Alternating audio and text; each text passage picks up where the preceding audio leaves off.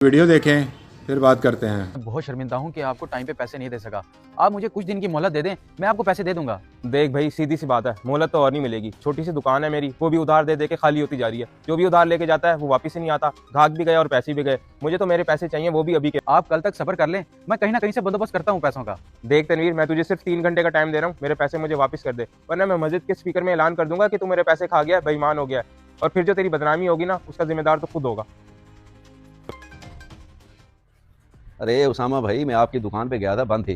किसी ने बताया कि आप इस साइड पे आए हुए हैं। जो हालात चल रहे हैं ना, यूं समझे दुकान बंद ही रहेगी मेरी। हराम का माल समझा हुआ है सबने। उधार ले जाते हैं, वापस ही नहीं करते। वो आपका भतीजा है ना तनवीर, हफ्ते का बोल के उधार ले गया था, महीना हो गया पैसे नहीं दे रहा। 3 घंटे का टाइम दे के आया हूँ, देखता हूँ कैसे नहीं देता पैसे।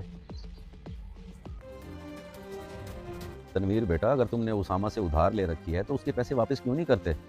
आज तो वो बहुत गुस्से में था, मिला था अभी मुझे। मेरा बिजली का बिल ज्यादा आ गया था तो राशन के लिए पैसे नहीं बचे, इसलिए उसे उधार ले लिया, मगर वादे के मुताबिक उसे पैसे वापस नहीं कर सका। हालात और ज्यादा खराब हो गए थे। वो जो कह रहा है 3 घंटे बाद, 3 घंटे बाद, क्या करने वाला है वो 3 घंटे के बाद?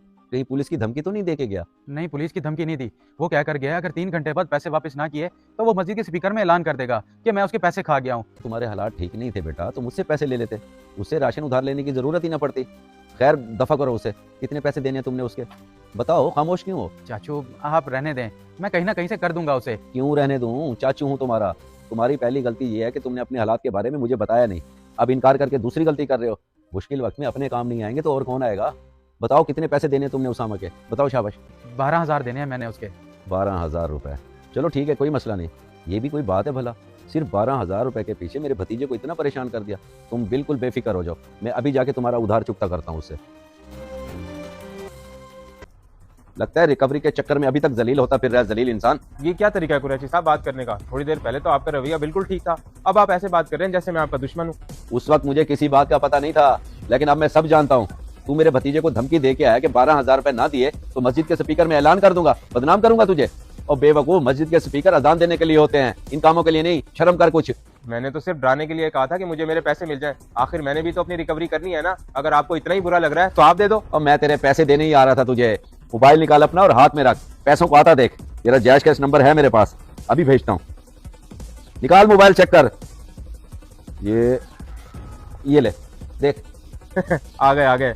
देखा, हो गई ना रिकवरी। बेशक आपने ही दिए, धमकी देने का ये फायदा हुआ है। वाह भाई वाह, वाकई पैसे तो मिल गए हैं तुझे। तेरी स्कीम काम कर गई, जीत गया तू।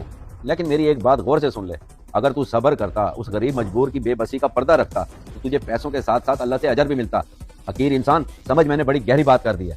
इस वीडियो को देखकर आपकी क्या राय है, कमेंट्स बॉक्स में मुझे बताएं। जज़ाकल्लाह।